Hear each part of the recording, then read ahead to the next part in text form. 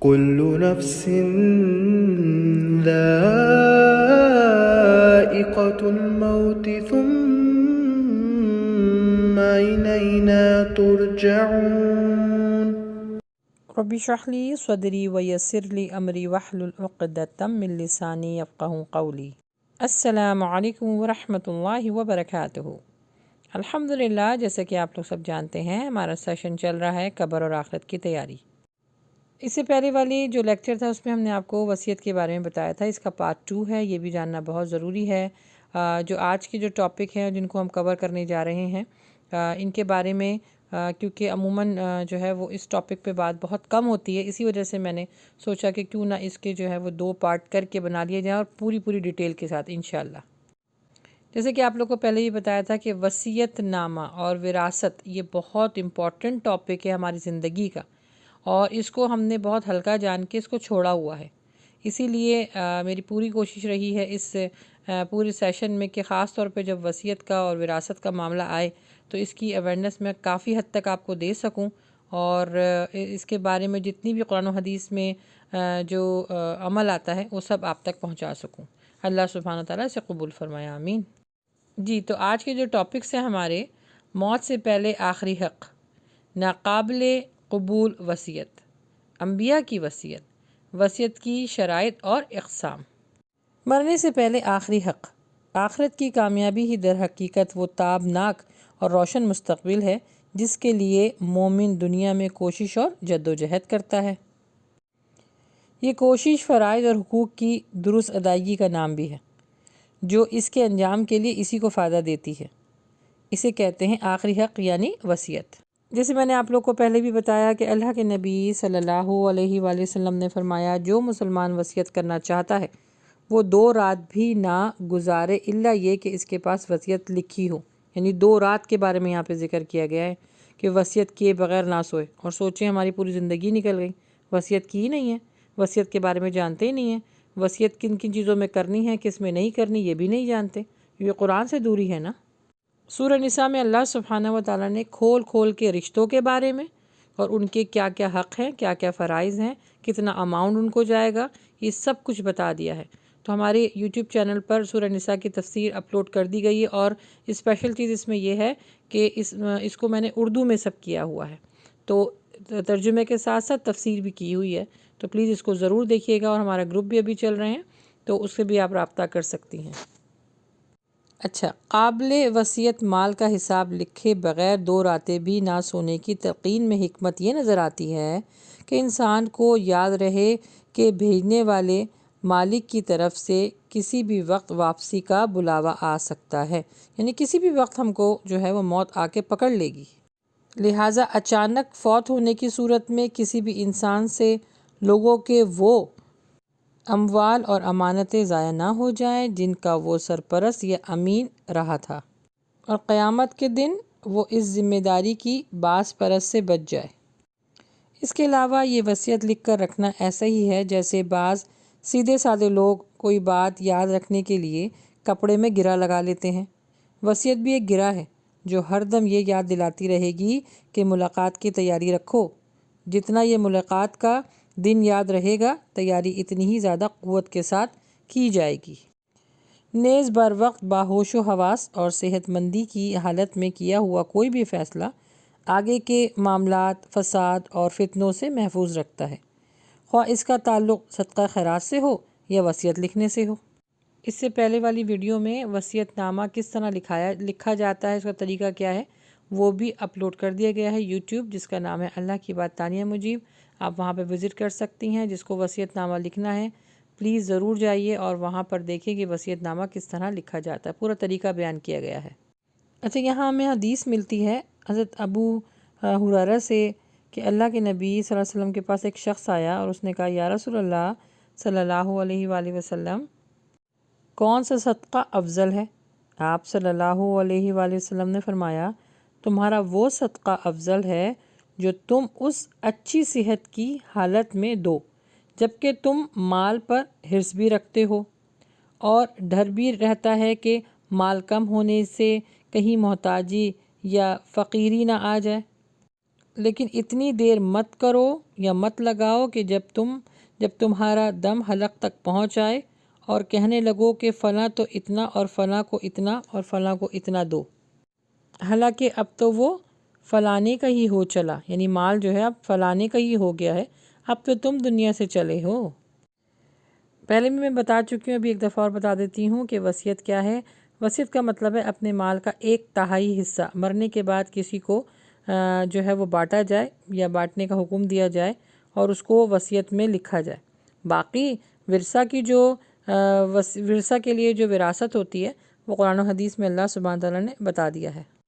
میت کل مال کے 3 حصے کیے جائیں تو 2 حصے مال وراثت شمار ہوں گے، جبکہ تیسرا حصہ یہی ہے بطور وصیت کے استعمال ہوگا، یعنی ایک جو تہائی حصہ ہے نا وہ مرنے والا اپنی مرضی سے چاہے وہ چیریٹی میں دے دے، چاہے کسی غریب کو دے دے، کسی کو بھی دے سکتا ہے۔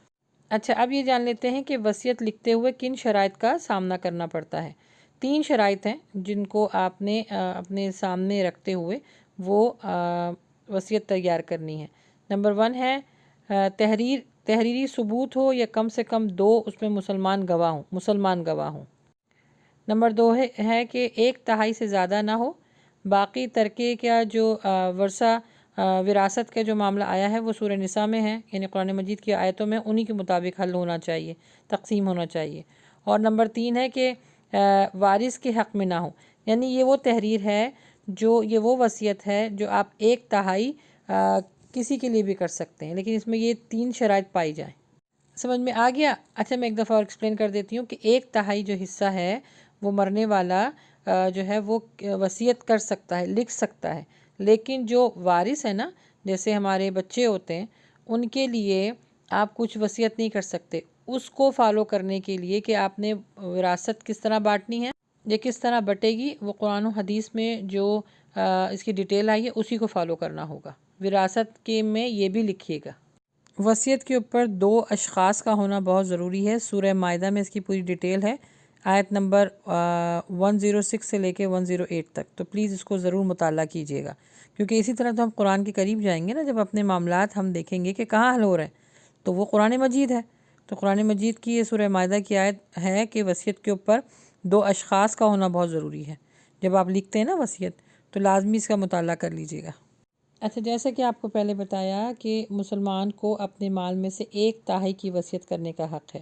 اچھا، اس 1/3 میں نا جو رشتہ دار ہیں یا وارث ہیں، ان میں سے جو ہے نا ان کے لیے کچھ نہیں ہے۔ ورثہ کی وراثت کے لیے آپ نے سورہ نساء کی آیت نمبر 7، 12 اور 176 ضرور اس کا مطالعہ کرنا ہے۔ ایک طریقہ اور بھی ہے کہ آپ اپنی جائیداد کو جو ہے ایک مفتی صاحب کے پاس لے کے جائیں، اب ان کو جو ہے بتائیں اتنے اس کے وارث ہیں، اور وہ کیلکولیشن کر کے آپ کو بہت اچھی طریقے سے بتا دیں گے۔ اچھا، اب جان لیتے ہیں کہ ناقابل قبول وصیت، ایسی وصیت جو شریعت یعنی شرعی احکامات سے ٹکراتی ہو، اس پر عمل نہیں کیا جائے گا۔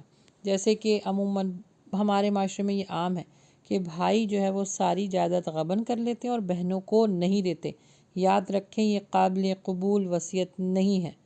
وصیت کی جو ڈیٹیل میں جیسے میں نے آپ کو بتایا سورہ نساء میں ہے کہ لڑکی کو بیٹی کو 1 حصہ ملتا ہے اور بیٹے کو 2 حصہ ملتا ہے۔ اگر کوئی کہتا ہے کہ نہیں سارا مال جو ہے وہ بیٹیوں کو دے دیا جائے یا سارا مال بیٹوں کو دے دیا جائے، تو یاد رکھیں یہ شریعت ناقابل قبول ہوگی، یعنی یہ وصیت ناقابل قبول ہوگی۔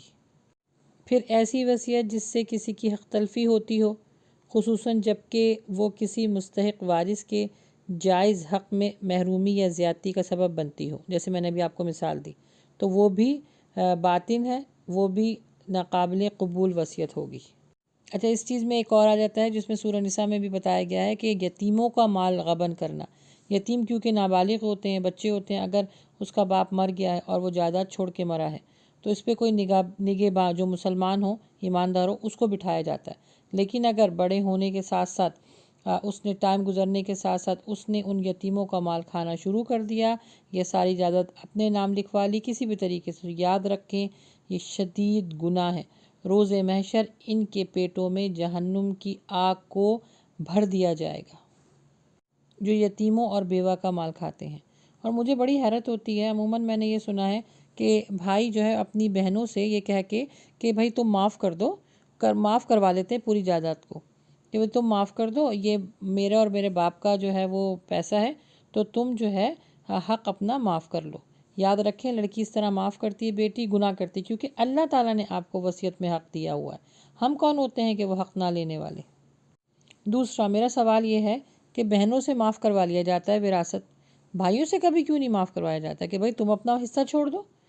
عموماً آپ نے معاشرے میں سنا ہوگا زبردستی سے، محبت سے، پیار سے بہنوں سے کہہ دیا جاتا ہے کہ تم اپنا حق چھوڑ دو، اور وہ چھوڑ بھی دیتی ہیں کہ بھائی مال کے پیچھے ہمارا بھائی ہم سے ناراض ہو رہا ہے۔ یاد رکھ کے گناہ ہے، کیونکہ اللہ تعالیٰ نے آپ کو یہ حق دیا ہے، لیجئے ان سے یہ حق۔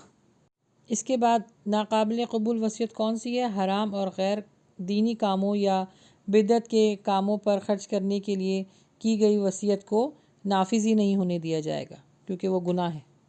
حرام اور غیر دینی یا غیر شرعی کاموں کا مطلب یہ ہے کہ کوئی ایک تہائی جو مال چھوڑا ہے اس میں وصیت کر دے کہ میری طرف سے کوئی شراب خانہ کھولوا دو، یا میری طرف سے کوئی ایسی شاپ کھلوا دو جس کے اندر میوزک وغیرہ چلے، اس طرح کی بہت ساری جو غیر شرعی اور حرام کام ہیں، اگر ان کی وصیت کی گئی ہو تو اس وصیت کو پھر نہیں مانیں گے، یہ وصیت پھر قابل قبول نہیں ہوگی۔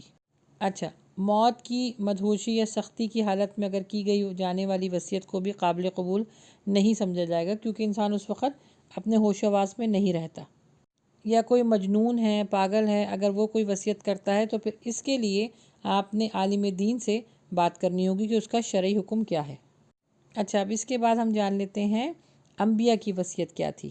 ایسی وصیت جو وارثوں کی دینی اصلاح کے لیے ہو، بہتر وصیت ہے۔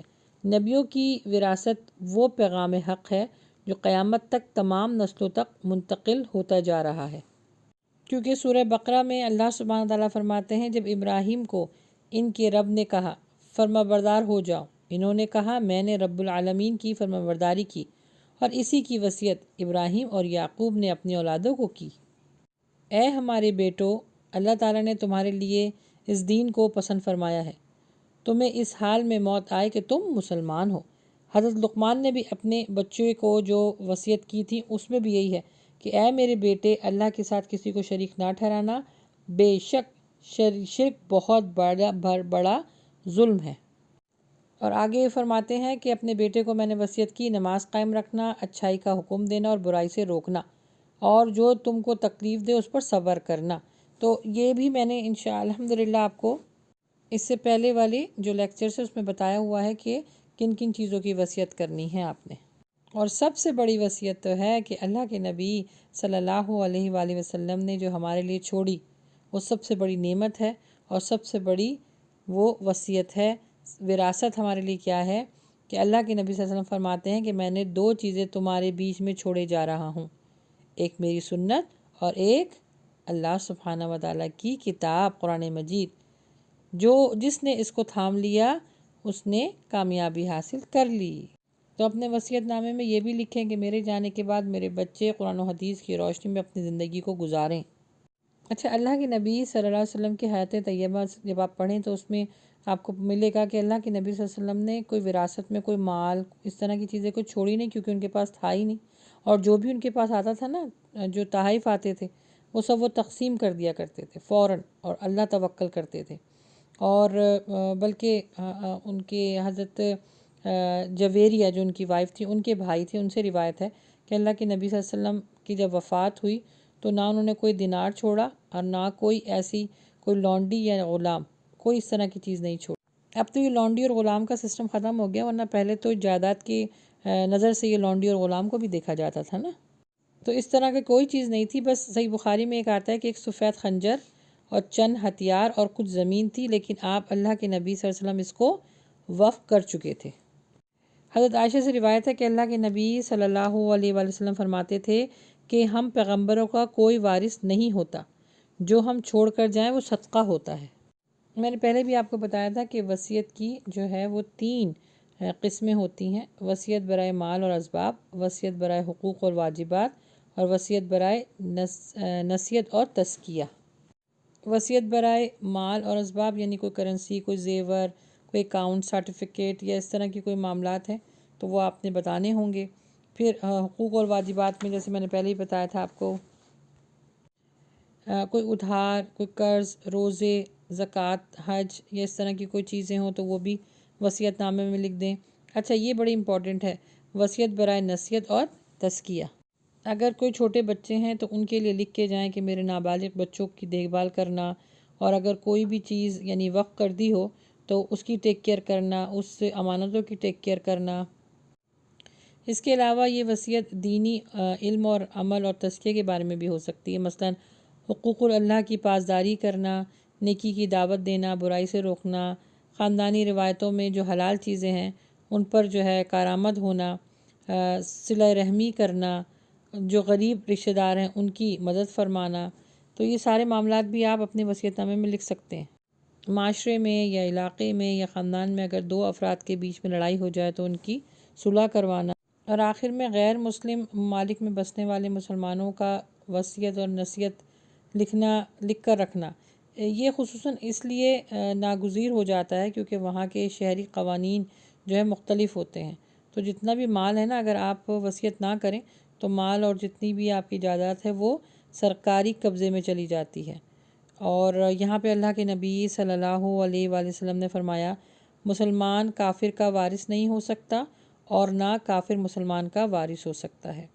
وارث کے لیے ضروری ہے جس کی وراثت ہے، اور جو اس کو قبول کر رہا ہے وہ دونوں مسلمان ہونا ضروری ہے۔ بس اللہ سبحانہ تعالیٰ توفیق عطا فرمائے کہ ہم نیک عمل کر سکیں۔ انشاءاللہ اس کے بعد والا لیکچر بہت امپورٹنٹ ہے، اور وہ ہے کفن کے بارے میں، کہ کفن کیا خریدنا چاہیے، کفن کیسا ہونا چاہیے، اور کفن کو دیکھ کر کیا موت یاد آتی ہے، کیونکہ اللہ کے نبی صلی اللہ علیہ وآلہ وسلم نے فرمایا دن میں کثرت سے اپنی موت کو یاد کرو۔